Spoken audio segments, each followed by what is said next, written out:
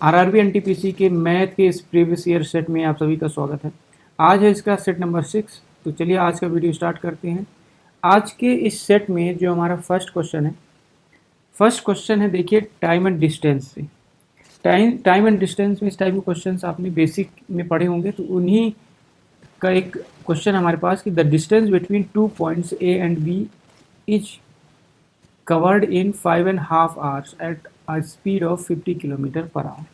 If the speed is increased by 5 km per hour, how much time would be saved? बोला कि दो बिंदुओं ए और बी के बीच की दूरी है 50, जो भी दूरी है उनको 50 किलोमीटर पर घंटे की रफ्तार से 5.5 घंटे में तय करता है। यदि यह गति 5 किलोमीटर पर घंटे से बढ़ा दिया जाए तो कितना समय बच जाएगा, यानी कितना समय बचा लेगा। तो जैसे हमारे पास दो डिस्टेंस है, जैसे ये हो गया ए और ये हो गया बी, दोनों के बीच का डिस्टेंस हमें पता नहीं है फिलहाल। ठीक है, मान लिया डिस्टेंस डी है, वो जो है ए से बी को कवर करता है कितने की स्पीड से, 50 किलोमीटर पर आवर, और जो टाइम लेता है वो ले रहा है 5.5 आवर, 5.5 घंटे। तो अगर हम इस डिस्टेंस को सबसे पहले निकालना चाहें तो हमको पता है कि जो डिस्टेंस का फॉर्मूला है वो क्या होता है, स्पीड इंटू टाइम, यानी चाल इंटू समय। तो स्पीड हमारे पास है 50 और टाइम है कितना, 5.5। इसको अगर हम सॉल्व करें तो 5 से 2 बार गुणा करेंगे 10 और 1 11, 11/2 घंटे। तो यहाँ पे अगर हम लिख दें 11/2, इसको अगर हम सॉल्व करेंगे तो कितना हो जाएगा, 550/2। तो ये हो जाएगा 2, 2 7 बार 14, 1 बच गया, 2 पंचे 10, यानी 275 किलोमीटर। तो हमें ये पता चल गया कि इन दोनों के बीच की दूरी कितनी है, वो है 275 किलोमीटर। अब बोल रहा है कि अगर स्पीड 5 घंटे से बढ़ा देता है तो कितना समय बचा लेगा। तो अगर हम बात करें कि कितना टाइम लेगा अगर वो 5 घंटे की स्पीड से बढ़ा दे, तो अभी जो है स्पीड कितना हो जाएगा, स्पीड 1, तो पहले 50 था, अभी किसी स्पीड से चलेगा 5 की रफ्तार बढ़ा के तो 55 किलोमीटर पर आवर। ठीक है, और डिस्टेंस कितना है, हमने अभी निकाला डिस्टेंस हमारे पास 275। तो यहाँ से अगर हम टाइम निकालना चाहें तो टाइम कितना होता है, टाइम होता है डिस्टेंस अपॉन स्पीड, यानी दूरी बटे चाल। तो डिस्टेंस कितना है 275 और हमारे पास जो स्पीड है वो है 55। इसको अगर हम 11 से कट करें तो 11 से 2 बार 22 बचा 5, 5 बार 55, 11 से 5 बार, ये कितना हो जाएगा 25। यानी अब ये कितना ले रहा है, 5 घंटे। पहले कितना ले रहा था, 5.5 घंटे, यानी कितना टाइम सेव कर लिया डेल्टा टी, तो वो हो जाएगा 5, 5.5 पहले ले रहा था, अब ले रहा है 5, तो कितना, आधा घंटा। ठीक है, यही हमारा आंसर होगा। तो आधा घंटा मतलब 30 मिनट। ठीक है, तो बेसिक क्वेश्चन था। चलिए बढ़ते हैं नेक्स्ट क्वेश्चन पे। नेक्स्ट क्वेश्चन है, if x is equal to 7 - 4√3 find the value of √x plus 1/√x। यानी हमारे पास x की वैल्यू दे रखा है, हमें √x की वैल्यू निकालना है, फिर यहाँ पे पुट कर देंगे। तो सबसे पहले अगर हम देखें तो x की वैल्यू कितना दे रखा है, 7 - 4√3।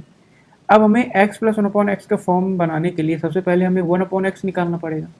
तो अगर हम 1/x की बात करें तो कितना हो जाएगा, 1 ये x था, 1 करेंगे तो नीचे आ जाएगा, तो 7 - 4√3। ठीक है, कभी भी रूट को सॉल्व करना है, अंडर रूट को सॉल्व करना है, तो जितना इधर वैल्यू दे रखा है नीचे, उसी का प्लस में ऊपर लिख दें तो कितना हो जाएगा। अगर हम प्लस को ऊपर नीचे मल्टीप्लाई करते हैं तो कितना हो जाएगा, 7 + 4√3 को ऊपर मल्टीप्लाई कर दिया और नीचे भी उतना ही कर देंगे तो कितना हो जाएगा, 7 + 4√3।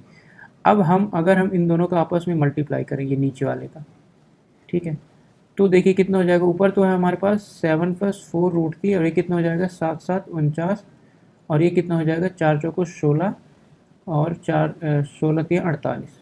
ठीक है, आपको पता होगा ये वाला formula, a + b × a - b कितना होता है, a² - b²। तो इसी तरह हमने निकाल दिया a + b a - b, तो 7 का स्क्वायर 49 और 4√3 का स्क्वायर 48। इसको अगर हम सॉल्व करेंगे तो ये नीचे कितना हो गया, 1, यानी कितना बन गया, 1/√x की वैल्यू 7 + 4√3। ठीक है, अब हमारे पास क्या क्या है, देखिए हमारे पास x है और 1/x है। तो अगर हम इन दोनों को एक बार ऐड करते हैं तो कितना हो जाएगा, 7 + 1/x कितना हो जाएगा, देखिए 7 - 4√3। ठीक है, और 1/x की वैल्यू कितना आया था, 7 + 4√3। तो यहाँ से ये 4√3 कट जाएगा, कितना आएगा 7 7 14। अब हमारे पास आ गया x प्लस 1/x की वैल्यू 40। हमें निकालना है √x प्लस 1/√x। ठीक है, देखिए हमारे पास है x प्लस 1/x कितना 14। हमें निकालना है ये √x प्लस 1/√x। तो कैसे निकालेंगे? अगर हम दोनों साइड क्या जोड़ दें, क्या जोड़ दें 2। दोनों साइड अगर हम 2 जोड़ दें तो क्या हम इस वाले वैल्यू को एक फॉर्मूले में कन्वर्ट कर सकते हैं? क्या हम इसको √x का स्क्वायर प्लस 1/√x का स्क्वायर प्लस 2 इतना लिख सकते हैं? ये कितना हो गया 16। ठीक है, √x का स्क्वायर करेंगे तो x आ जाएगा, 1/√x का स्क्वायर करेंगे तो 1/x आ जाएगा। तो अभी आप इसको देखेंगे तो ये कौन सा फॉर्मूला बन गया हमारे पास, √x प्लस 1/√x का होल स्क्वायर। ठीक है, √x प्लस 1/√x का होल स्क्वायर, ये कितना हो जाएगा 16। ठीक है, देखिए ये वाला आपको फॉर्मूला पता होगा, a प्लस बी का होल स्क्वायर कितना होता है, A square plus B square plus 2ab। तो यहाँ पे वही है same, A square plus B square plus 2a into B करेंगे तो ये 1 हो जाएगा। ठीक है, तो ये हमारा सेम फॉर्मूला बन गया। अब यहाँ पे हम बात करेंगे √x प्लस 1/√x कितना हो जाएगा √16 और इसकी वैल्यू कितना हो जाएगा 4। ठीक है, तो ये हमारा आंसर हो जाएगा 4। ठीक है, तो ये अलजेब्रा का क्वेश्चन आया हुआ था। चलिए बढ़ते हैं नेक्स्ट क्वेश्चन पे। अगेन हमारे पास एक अलजेब्रा का क्वेश्चन है। If y is equal to 2x minus 1, क्या दे रखा है, y is equal to 2x minus 1 upon x plus 3। हमें निकालना है वैल्यू ऑफ x जब y की वैल्यू कितना है 1। तो y की वैल्यू अगर हम 1 रख दें, यहाँ पे x की वैल्यू निकाल देते हैं। तो देखिए y की वैल्यू अगर हम 1 रख दें तो कितना हो जाएगा 2x minus 1 upon x plus 3। इसको आगे सॉल्व करते हैं तो इसको इस साइड ले आएंगे तो कितना हो जाएगा x plus 3 is equal to 2x minus 1। आगे सॉल्व करते हैं तो 2x में x घटेगा तो कितना हो जाएगा x। ठीक है, और 3 में -1 इधर आएगा तो कितना हो जाएगा 4, यानी x की वैल्यू कितना हो गया +4। ठीक है, सिंपल सा क्वेश्चन था वैल्यू पुटिंग वाला। चलिए बढ़ते हैं नेक्स्ट क्वेश्चन पे। नेक्स्ट क्वेश्चन है, a wire is in the shape of rectangle, its length is 42.7 metre and its width is 21.8 meter. If the same wire is rebent in the same of square, what will be the measure of the side of the square? तो जैसे हमारे पास एक है rectangle, ये हो गया हमारे पास एक रेक्टेंगल यानी आयत। एक आयत के आकार का तार है जिसकी हमें लंबाई दे रखा है कितना, आयत का लंबाई दे रखा है 42.7 मीटर और चौड़ाई दे रखा है 21.8 मीटर। बोल रहा है कि इस तार को अगर हम वर्ग की आकृति में मोड़ दें तो उस वर्ग की भुजा क्या होगी। तो सबसे पहले अगर हम बात करें, अगर इस आयत को हम इस वर्ग में कन्वर्ट कर रहे हैं तो जितना भी इस पूरे वायर का लंबाई होगा ये पूरा उतना ही तो यहाँ पे भी होगा। मतलब क्या हुआ कि इसका परिमाप तो चेंज हो ही नहीं रहा है। क्या नहीं चेंज हो रहा है, परिमाप यानी पेरीमीटर। तो अगर हम यहाँ पे पेरीमीटर यहाँ के पेरीमीटर के बराबर कर दें तो वो हमारा इक्वल हो जाएगा। तो अगर हम इस स्क्वायर का साइड ए करें तो स्क्वायर का चारों साइड यानी वर्ग का चारों लंबाई बराबर होता है, तो ये भी ए होगा, ये भी ए, ये भी ए। और अगर हम इस आयत यानी रेक्टेंगल का परिमाप निकालना चाहें तो रेक्टेंगल का परिमाप कितना होता है 2 into L plus B. 2 into L यानी 2 बार लंबाई है हमारे पास और 2 बार चौड़ाई है, तो वही हो गया 2 इंटू एल प्लस बी। और अगर हम बात करें इस स्क्वायर का परिमाप यानी ए को 4 बार ऐड किया यानी 4a। ठीक है, सॉल्व करते हैं। 2 इंटू एल, लंबाई कितना है इस आयत का 42.7 एंड चौड़ाई कितना है हमारे पास 21.8। ठीक है, अब इसको अगर हम सॉल्व कर दें और इधर कितना है 4a, तो ये कितना हो जाएगा 2 इंटू 7 और 8 15, 2 और 1 3 और 1 4। ठीक है, और 4 2 6, इधर कितना है 4a, ये 2 से 2 बार कट जाएगा। अगेन a की वैल्यू कितना हो जाएगा 64.5 डिवाइड बाई 2, तो इसको करेंगे 2 से 3 बार, 2 बार 2 5 32.25, यानी ऑप्शन नंबर बी हमारा करेक्ट होगा। सिंपल सा क्वेश्चन था। याद रखिए कि किसी भी रेक्टेंगल मतलब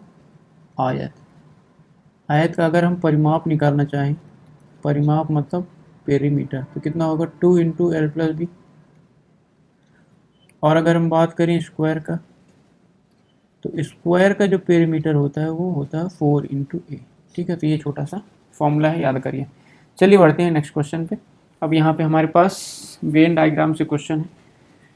ठीक है, यहाँ पे कुछ वैल्यू दे रखा है जो बच्चों को पसंद है कि मर्क्यूरी मतलब ये बड़ा वाला गोला, मंगल मतलब ये, और जुपिटर मतलब ये। तो इन्हीं से रिलेटेड यहाँ पे क्वेश्चन है। पहला बोला है कि रेशियो ऑफ किड्स, ऐसे बच्चे जो ओनली मार्स को यानी केवल मंगल को पसंद करते हैं, और जो who likes all of the three, जो तीनों को पसंद करते हैं उनका रेशियो। तो जो मंगल को पसंद करते हैं, जैसे ये हो गया मंगल, तो मंगल का ऐसा पार्ट जो केवल मंगल को पसंद करते हैं, जैसे मंगल में तो हो गया हमारे पास 14, 12, 13 और 16, ये पूरे ये बाहर वाली ये मंगल है, तो ये इसके अंदर हो गए इतने। लेकिन हमें चाहिए ओनली मार्स, यानी जो केवल मंगल को पसंद करे, यानी इसका कोई और भी कॉमन ना हो, किसी और के उसमें शेयर ना करे। तो देखिए 12 जो है ये मर्क्यूरी में भी आ गया, यानी केवल मंगल में तो ये रहेगा नहीं। 13 मर्क्यूरी में भी आ गया, जुपिटर में भी आ गया, ये भी नहीं रहेगा। 16 जो है जुपिटर में आ गया। हमें चाहिए केवल मार्स, तो केवल मार्स में केवल कौन सा है हमारे पास 14, यानी केवल 14 ही है जो केवल मार्स को पसंद करने वाले बच्चे हैं। ये हो गया 14। और अगला बोला है कि ऑल ऑफ थ्री, जो तीनों को पसंद हो, तो तीनों को पसंद हो ये वो होगा 13। देखिए 13 जो है जुपिटर मरकरी का भी है, 13 जो है मार्स का भी है, और 13 जो है बृहस्पति का भी है, यानी नीचे कितना हो जाएगा 13। तो ये हमारा रेशियो हो गया 14/30। ठीक है, next question, what is difference between kids who likes mercury and Jupiter. Mercury और जुपिटर को पसंद करने वाले बच्चों का डिफरेंस बताना। तो मर्क्यूरी में कौन कौन से होंगे, ये हो गया मर्क्यूरी में 10, 12 और 13, ये पूरा मर्क्यूरी ये वाला सर्कल है। तो अगर हम बात करें मर्क्यूरी का, तो मर्क्यूरी में कौन सा 10 + 12 और +13। अगर हम बात करें दूसरा जुपिटर, तो जुपिटर कौन सा है हमारे पास ये, तो जुपिटर के अंदर कौन कौन सा है 13 और 16। तो इन दोनों का डिफरेंस, इन दोनों को जब माइनस करेंगे तो 13 से 13 कट जाएगा। ठीक है, तो ये हो गया 10 + 12 कितना हो गया 22, और इधर कितना है 16, तो इन दोनों का डिफरेंस कितना हो जाएगा 6। ठीक है, तो ऑप्शन नंबर ए हमारा करेक्ट हो जाएगा। चलिए बढ़ते हैं नेक्स्ट क्वेश्चन पे। How many kids who like Mars like Jupiter also, मतलब कि मार्स और जुपिटर दोनों को पसंद करने वाले, यानी दोनों का कितने लोग हैं जो कॉमन है जो दोनों को पसंद करते हैं। तो हमारे पास मार्स है ये वाला और जुपिटर है ये वाला, तो दोनों का कॉमन अगर हम देखें तो जुपिटर तो उसके अंदर ही है, तो दोनों को कॉमन कौन सा हो जाएगा 16 और 13। 16 और 13 मतलब जो मार्स के अंदर भी हो और जुपिटर के अंदर, तो मार्स के अंदर तो जुपिटर ही है, यानी जो जुपिटर के अंदर है वो मार्स के अंदर भी है। तो हमारा आंसर कितना हो जाएगा 13 + 16 यानी 29। 29 इन ऑप्शन नंबर बी। चलिए बढ़ते हैं नेक्स्ट क्वेश्चन पे।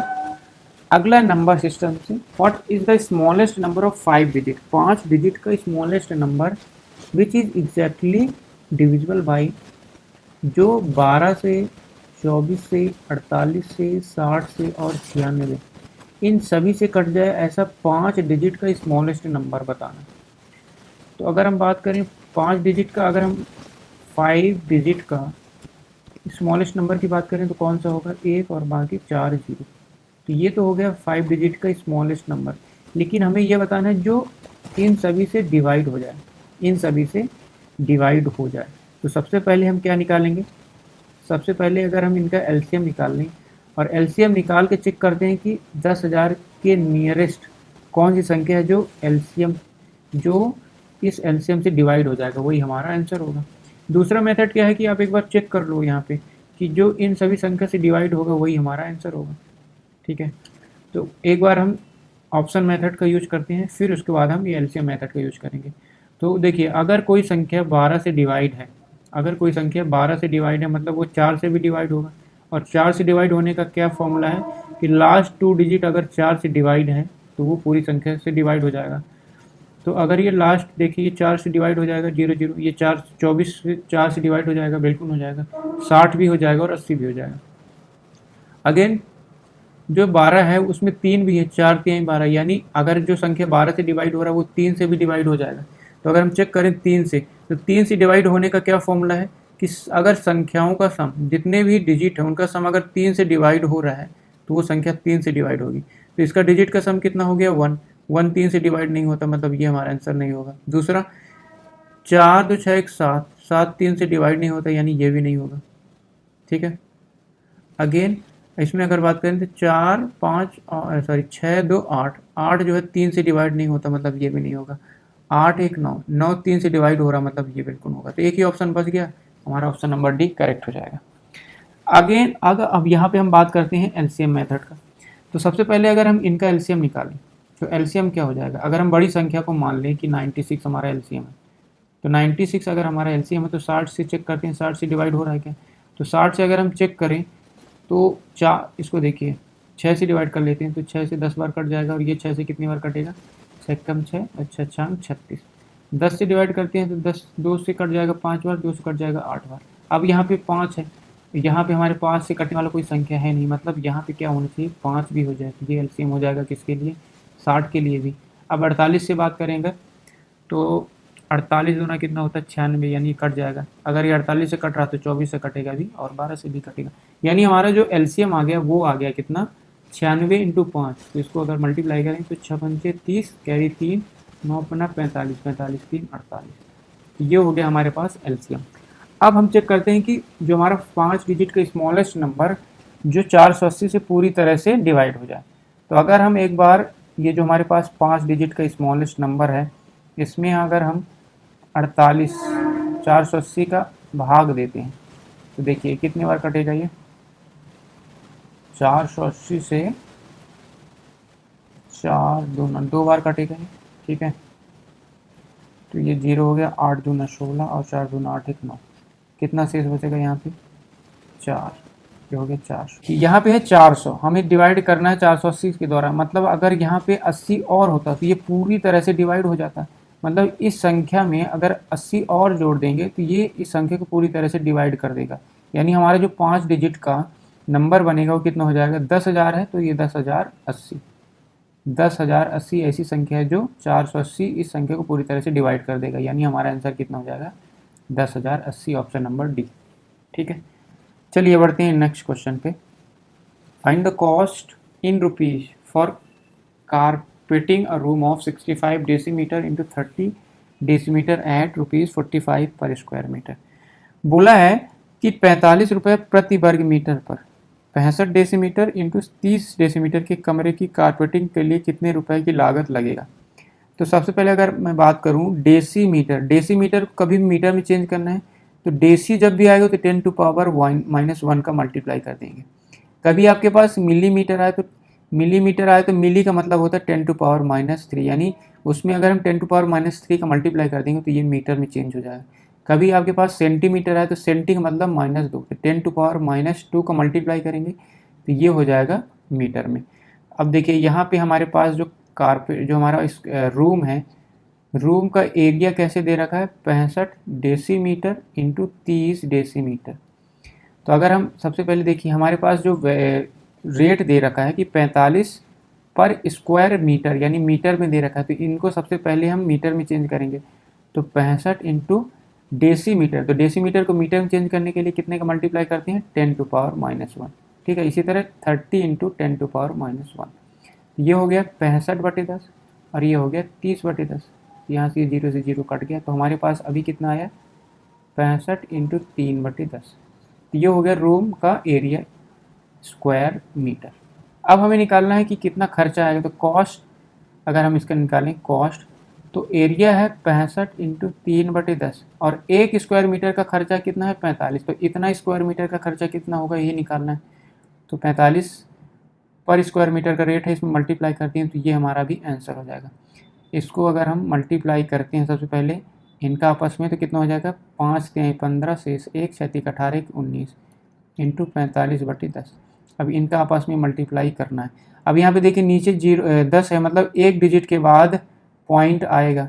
एक डिजिट के बाद यहाँ पे ऑप्शन एक बार देख लिया करें, जब भी इस क्वेश्चन को सॉल्व करें तो एक डिजिट के बाद केवल एक ही ऑप्शन है हमारे पास, यानी ऑप्शन नंबर ए हमारा करेक्ट हो जाएगा। अदरवाइज यहाँ पे मल्टीप्लाई करते हैं फटाफट, तो 5 से करेंगे तो 5 25 शेष 2 5 नमा 45 46 47 शेष 5 5 एकम 5 सॉरी 4 5 4 9, आगे 4 से करेंगे तो 4 पंचे 20 2 4 9 चौको 36 37 38 3 और 4 एकम 4 5 6 7, हो गया 5 7 9 8 17 7 1 8 और नीचे 10 था तो पॉइंट यहाँ पे आ जाएगा 877.5, यानी ऑप्शन नंबर ए। चलिए बढ़ते हैं नेक्स्ट क्वेश्चन पे। बोला है कि ratio of age of Jay and Joy is 5:2। The sum of their age is 63 years. After 9 years what will be the ratio of their age. Jay और जॉय की उम्र का अनुपात हमें दे रखा है। जय एंड जॉय की उम्र का अनुपात हमें दे रखा है 5 और 2। इनकी उम्र का योग 63 है, तो 9 साल बाद उनकी उम्र का अनुपात। तो इनकी उम्र का योग अगर हम देखें अनुपात में, तो 5 और 2 योग कितना हो रहा है 7, लेकिन रियल में कितना है 63 वर्ष। यानी एक की वैल्यू कितना हो जाएगा, 7 की वैल्यू 63, तो एक की वैल्यू 9। तो अगर हम जय का एज निकालें अभी, तो एक की वैल्यू अगर 9 है तो 5 की वैल्यू 9 पना 45, और अगर जॉय की बात करें तो एक की वैल्यू 9 है तो 2 की वैल्यू 18। अब बोल रहा है कि 9 साल बाद उनका अनुपात, तो जय का और जॉय का 9 ईयर्स लेटर। तो अभी कितना है 45, 9 साल बाद कितना हो जाएगा +9।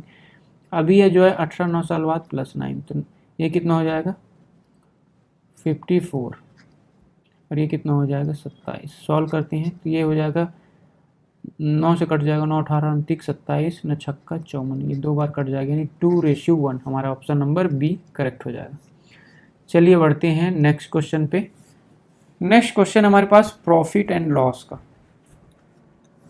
अच्छा क्वेश्चन, इसको ध्यान से देखिए। बोला है कि by selling 90 chocolates for ₹160, a chocolate trader losses 20%. How many chocolates he sell for ₹96 to make a profit of ₹20? बोल रहा है कि 160 रुपये में 90 चॉकलेट बेचकर एक चॉकलेट व्यापारी को 20% की हानि होती है। अब अगर उसे 20% का मुनाफा कमाना है तो कितने चॉकलेट 96 रुपीज़ में बेचते हैं। तो देखिए इसको, वो बोल रहा है कि 90 चॉकलेट्स का सेलिंग प्राइस, यानी बोल रहा है कि 90 चॉकलेट को 160 रुपये में बेच रहा है, तो सेलिंग प्राइस कितना है 160 रुपये। अगर 90 चॉकलेट का सेलिंग प्राइस 160 रुपये है तो एक चॉकलेट का सेलिंग प्राइस कितना होगा। अगर 90 चॉकलेट 160 रुपये में बेच रहा है तो एक चॉकलेट कितने में बेचेगा 160/90, यानी कितना 16/9 रुपये। अब बोल रहा है कि अगर ये इतने में बेचता है तो 20% का लॉस हो रहा है। अगर वो 16/9 रुपये पर चॉकलेट को बेच रहा है तो 20% का लॉस हो रहा है। तो अगर हमारे पास लॉस है तो क्या हम इस चॉकलेट का क्रय मूल्य नहीं निकाल सकते। तो अगर एक चॉकलेट का सेलिंग प्राइस इतना है तो एक चॉकलेट का कॉस्ट प्राइस कितना होगा, तो 16/9 तो सेलिंग प्राइस था, 20% का लॉस है, 20% का मतलब कितना होता है 20/100 यानी 1/5। 5 में से 1 का लॉस हो रहा है, यानी 5 उसका कॉस्ट प्राइस था, सेल कितने में कर रहा था 4 में, क्योंकि 1 रुपये का लॉस हो रहा था। तो कॉस्ट प्राइस कितना हो जाएगा 16/9, तो हमारा सेलिंग प्राइस है, 5/4 को मल्टीप्लाई कर देंगे तो ये हमारा हो जाएगा उसका कॉस्ट प्राइस। इसको अगर हम सॉल्व करें तो 4 चौको 16 कितना हो जाएगा 5 चौको 20/9। ये कैसे आया इसको एक बार समझ लेते हैं। तो देखिए कॉस्ट प्राइस और सेलिंग प्राइस हमें ये निकालना है। हमें बोला है कि लॉस जो है 20% का, 20% का मतलब कितना होता है 1/5, यानी 5 के सामान को 1 रुपये के लॉस पर बेच रहा है, यानी कितने पर बेच रहा है 4। तो अगर हम बात करें अनुपात में तो 5 के सामान को कितने में बेच रहा है 4। ठीक है, हमें क्या पता है इसका सेलिंग प्राइस पता है, यानी 4 की वैल्यू कितना दे रखा है 16/9। 4 की वैल्यू 16/9, तो 1 की वैल्यू कितना हो जाएगा 16/9, 16/9 डिवाइड बाई 4, यानी कितना हो जाएगा 4/9। अगर 1 की वैल्यू 4/9 हमें निकालना है क्या कॉस्ट प्राइस, हमें क्या निकालना था कॉस्ट प्राइस। तो अगर 1 की वैल्यू 4/9 है तो 5 की वैल्यू कितना हो जाएगा 4/9 इंटू 5, यानी कितना हो जाएगा 20/9। वही हमने यहाँ पे निकाला है। ठीक है, तो ये तरीका प्रॉफिट एंड लॉस में पढ़ लीजिएगा। ठीक है, यहाँ से कितना शॉर्ट हो गया, यहाँ पे देखिए कितना लंबा हो गया, तो टाइम यहाँ से बच जाएगा। तो अब हमने यहाँ पे कॉस्ट प्राइस निकाल लिया, यानी एक चॉकलेट का जो क्रय मूल्य है वो कितना है 20/9 रुपये। अभी बोल रहा है कि उसको 20% की प्रॉफिट पर बेचना है। अगर एक का कॉस्ट प्राइस इतना है, एक चॉकलेट का कॉस्ट प्राइस इतना है, अगर हम इसे 20% की प्रॉफिट पर बेचना चाहते हैं तो 20% की प्रॉफिट पर बेचने के लिए एक चॉकलेट का जो सेलिंग प्राइस कितना हो जाएगा। अगर इसका कॉस्ट प्राइस है 20/9, अगर हम 20% की प्रॉफिट पर बेचना चाहते हैं तो 20% का मतलब कितना होता है 20/100 यानी 1/5, यानी 5 के सामान पर 1 रुपये का मुनाफा कमाना चाहते हैं। यानी 5 के सामान को कितने पर बेचेंगे? 6 पर। तो 6 उसका हो गया सेलिंग प्राइस, 5 हुआ कॉस्ट प्राइस। ठीक है, 5 के सामान को हम 1 रुपये के मुनाफे के साथ बेचना चाहते हैं, यानी 5 को हम कितने में बेचेंगे? 6 पर। तो ये हो जाएगा 6/5। तो ये हो गया हमारे पास एक चॉकलेट का सेलिंग प्राइस। यहाँ पे अगर हम इसको सॉल्व करें तो 5 से 4 बार कट जाएगा, और ये 3 से 3 बार, ये 3 से 2 बार। तो हमारे पास कितना हो गया? 8/3 रुपये। अब हमारे पास क्या आ गया कि यहाँ पे साइड में अगर हम इसको लिखें कि एक चॉकलेट का सेलिंग प्राइस है 8/3 रुपये। हमें कितने रुपए का बेचना है? 96 रुपये का। तो अगर 8/3 रुपये में एक चॉकलेट बेचता है तो 96 रुपये में कितनी चॉकलेट बेचेगा, ये हमें निकालना है। तो अगर एक, यहाँ से पढ़ेंगे, 8/3 रुपये में एक चॉकलेट बेचता है, ठीक है, 8/3 रुपये में एक चॉकलेट बेचता है, तो 1 रुपये में कितनी चॉकलेट बेचेगा? 1/8/3, मतलब क्या है ये? 3/8। हमें कितने रुपए में बेचना है? 96 रुपये में। तो 96 रुपये में कितनी चॉकलेट बेचेगा? तो इसको अगर हम यहाँ पे लिखें तो 96 इंटू 3/8, 8 से डिवाइड करें तो 8 एकम 8, 8 दूना 16, यानी 12×3 36। 36 चॉकलेट बेचेगा। ऑप्शन नंबर बी करेक्ट हो जाएगा। ठीक है, आई होप ये थोड़ा सा लंबा मेथड है, पर यहाँ से आपका बेसिक कॉन्सेप्ट क्लियर होगा कि हम सबसे पहले चॉकलेट का सेलिंग प्राइस दिया था तो हमने यहाँ से कॉस्ट प्राइस निकाल लिया, फिर हमें प्रॉफिट देना है तो फिर इसका 20% के प्रॉफिट से उसका सेलिंग प्राइस निकाल दिए।